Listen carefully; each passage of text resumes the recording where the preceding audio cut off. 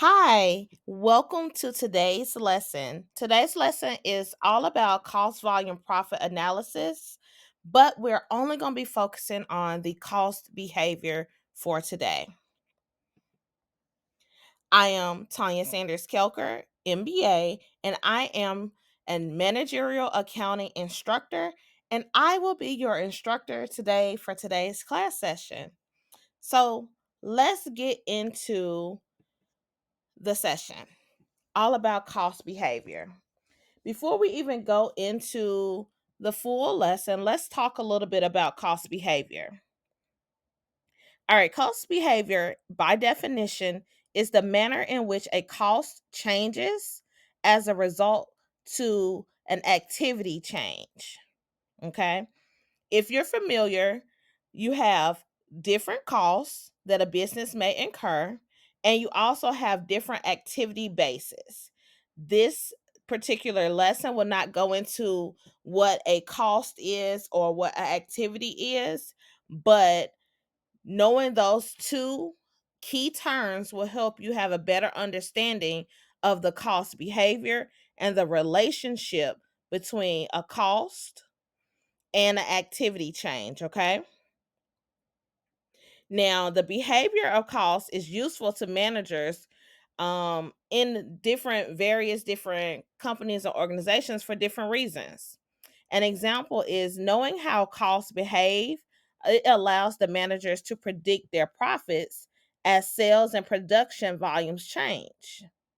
So, knowing how costs behave is also very useful for estimating costs so that they're not coming out of the blue. You can kind of predict them.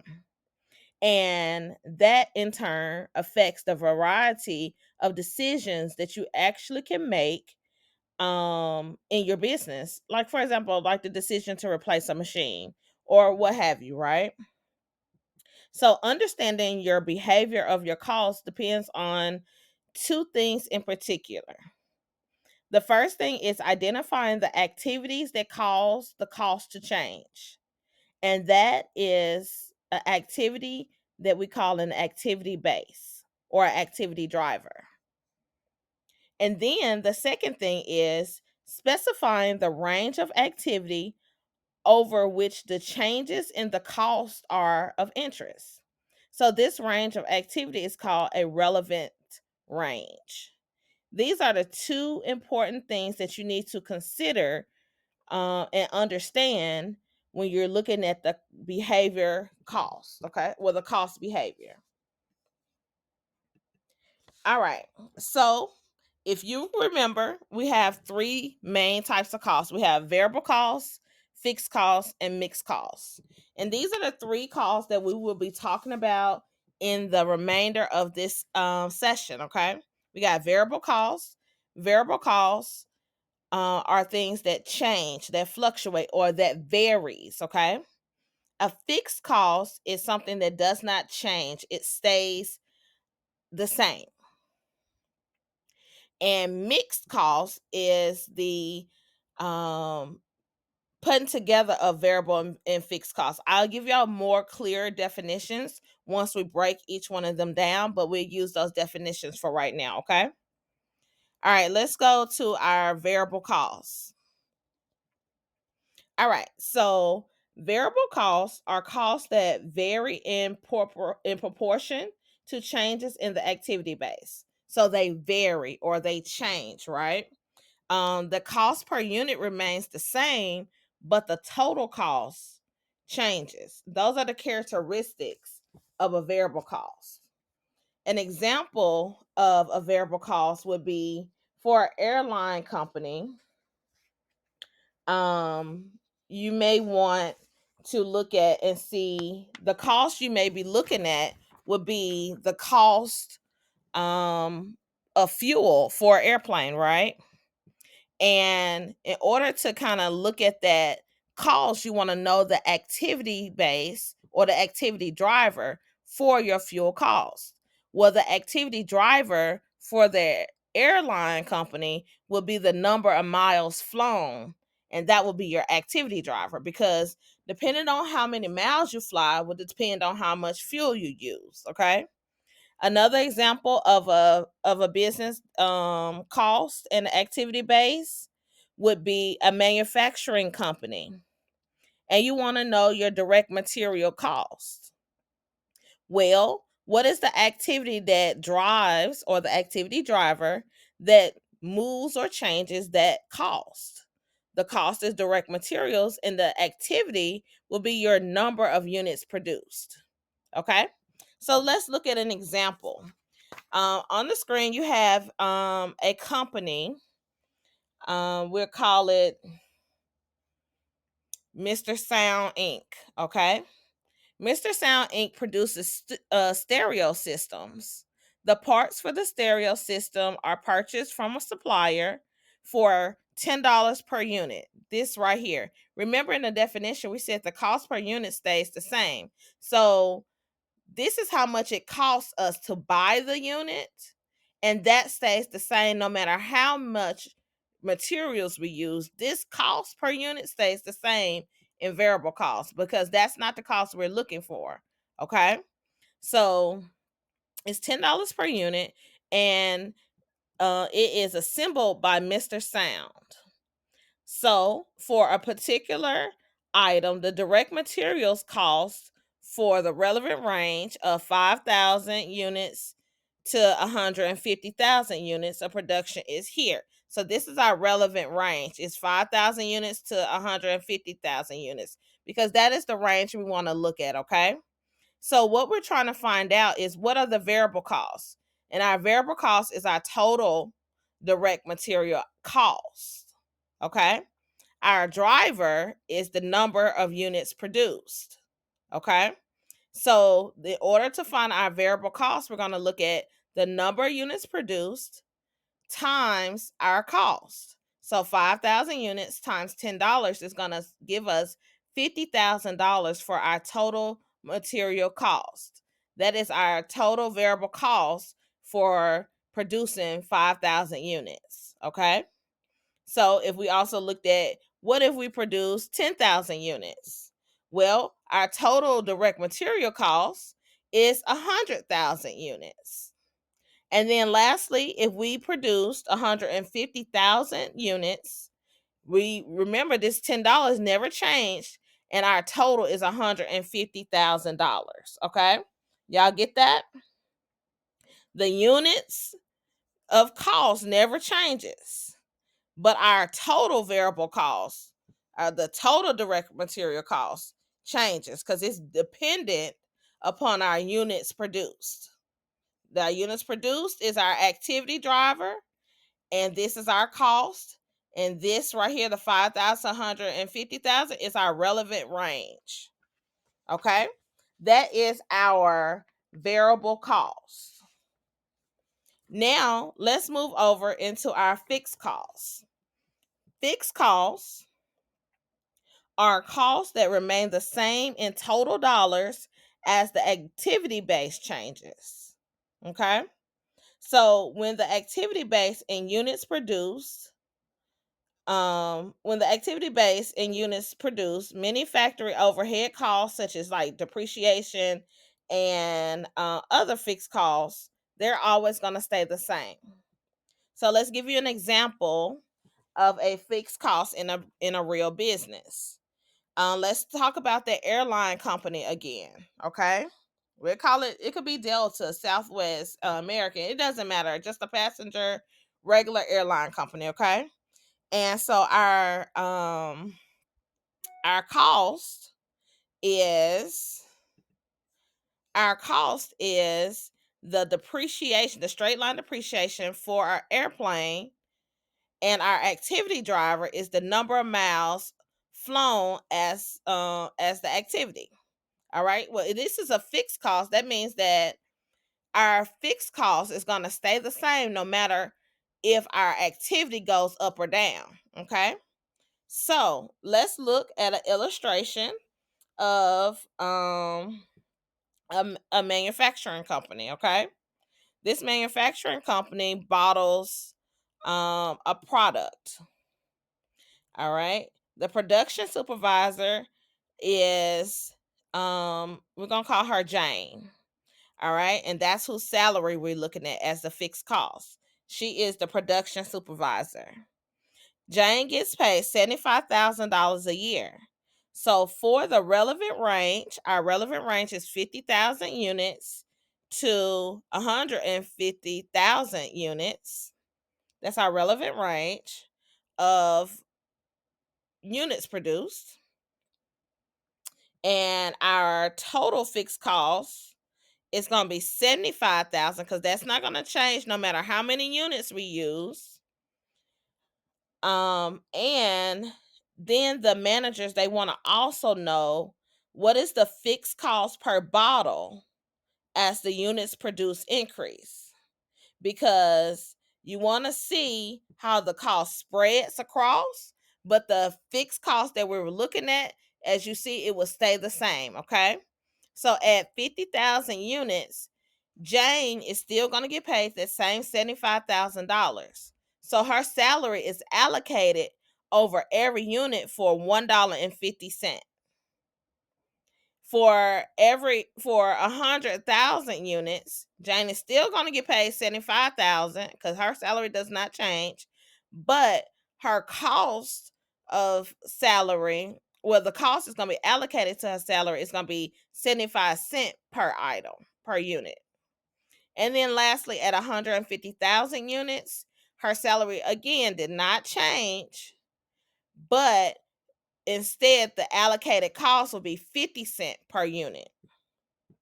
And that is fixed cost. Now let's look at our last cost that we're going to talk about in this session, and that is our mixed cost. Now, mixed cost is pretty simple to explain because it's just fixed costs plus variable costs equals a mixed cost. Now, mixed costs can sometimes be called a semi-variable cost or a semi-fixed cost. But for the sake of this session, we're just going to say mixed costs, okay? So I'm going to give you an example of when you would see a mixed cost. All right, so we're going to assume that Sanders Inc. manufactures sales that go on boats using rented machinery. So the rental charge would actually be a mixed cost. So the example would be this rental charge, and they would charge $15,000 a year plus $1 for each hour used in excess of 10,000 miles per year. So now look at our relevant range. Our relevant range we want to know that it's good to know that the rental hours, they do vary. But we want to know within our relevant range. So our relevant range, our cost is going to be between a relevant range of 8,000 hours and 20,000 hours. Okay. So if Sanders Inc. uses 8,000 hours, what is their mixed cost or for their rental charge? All right. Well, we already know mixed cost equals fixed cost plus variable cost. So our fixed cost is $15,000. Our variable cost is $1 for each hour used in excess of 10,000 miles. Well, 8,000 miles does not go over our 10,000 mile mark, so we don't have to use any of the variable costs here. So therefore, any hours 10,000 miles or less will only be charged the fixed cost. Okay. Now let's look at if they use 12,000 hours. If they use 12,000 hours, their rental charge is going to be $17,000 for the year. That's calculated by having your fixed cost of $15,000 plus your variable cost.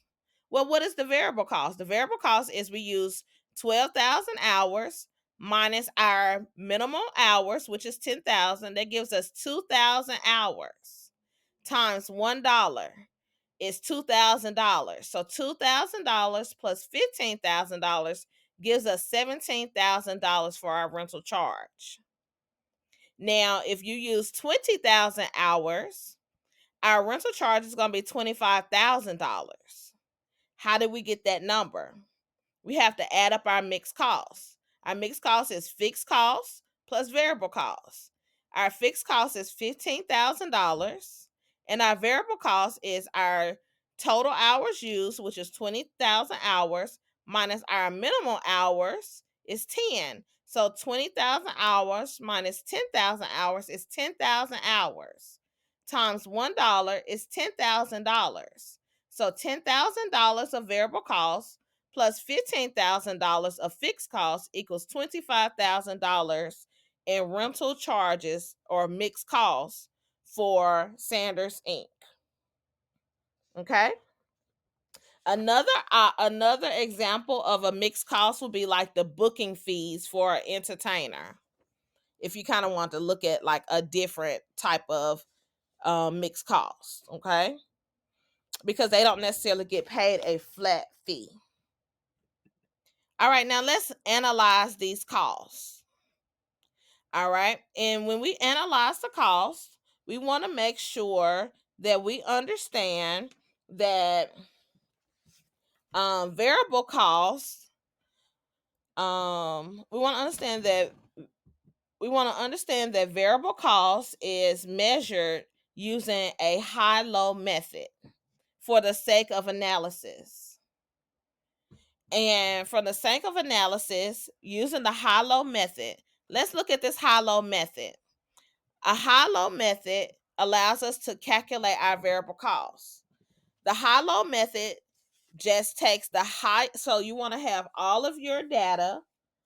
You're gonna have all of your units produced in your relevant range, and you're gonna have those listed, and the total cost for that range, like we showed in the previous slide. We'll just use here. Okay, you have the units and the total. Okay, now you're gonna pick the highest level units produced and subtract that from the lowest level units produced, and that's going to give you the difference in units produced. Okay, and then you're going to take the column with your total cost. You're going to take the highest level in total cost minus lowest level in total cost, and that's going to give you the difference in total cost. All right, so we're not done yet. So you have that, and that's going to give you the basis of what you need. Now, you're going to use those two numbers to come up with your variable cost per unit. Your variable cost per unit, or VCPU, equals the difference in total cost divided by the difference in units produced. And that's going to give you your variable cost per unit. That's the cost. That's how much you can charge per unit of variable cost. All right. Now, your fixed cost is estimated by subtracting the total variable cost from the total cost for the units produced. So that is, you have your fixed cost, and that equals your total cost minus your VCPU times your highest unit produced. And then that's going to give you a number. And then you're going to also get a second number. Is your total cost minus your VCPU times the lowest unit produced. And if you look at that, you will notice that your fixed cost will equal the same amount, because fixed cost does not change at all. Okay. And then lastly, when you're analyzing the cost, you're going to use the variable cost per unit and your fixed cost to find your total cost. Now, mind you, do not get tripped up where you had total costs with an S up here. That came from the highest levels up here. Your total cost right here is actually going to be your variable cost per unit, your VCP, times units produced. So whatever units that you want to produce, that is what you're going to use there. So if you want to produce 20,000 units, 2,000 units, or 1 unit, that's where you'll put that here, add your fixed costs, and that's going to give you how much it's going to cost to produce that amount of units. Okay. And that is how you use your variable costs, your fixed costs, to find out how much it will cost you to produce a certain type of unit. All right. Now let's do a summary of what we learned. We talked about variable costs, fixed costs, and mixed costs. And of course, this session was all about your cost behaviors. So let's summarize everything that we talked about in a quick little summary. So if you have a cost, your variable cost, just know that the total amount increases and decreases dependent upon the activity, while your price or your amount per unit stays the same regardless. Remember, we said the cost of the how much the company charged us to buy the direct material. The direct material stayed at $10. Let's go back to that slide. Remember that this cost right here per unit was $10. It stayed the same. But as the units produced or your activity increased or decreased, that meant that your total cost was going to increase or decrease. So the relationship with this is, as your units produced increase, your total cost will increase with a variable cost. Okay. If your units produced decrease, your total cost will decrease. Okay.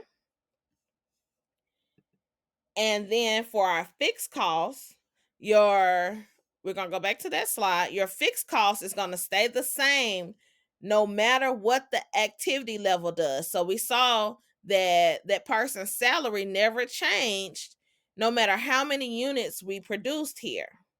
Okay? But your total unit produced will increase or decrease based off the activity level. So the more your units increased, the more your total increased. Okay? Per unit, right? And that is the summary of how variable costs and fixed costs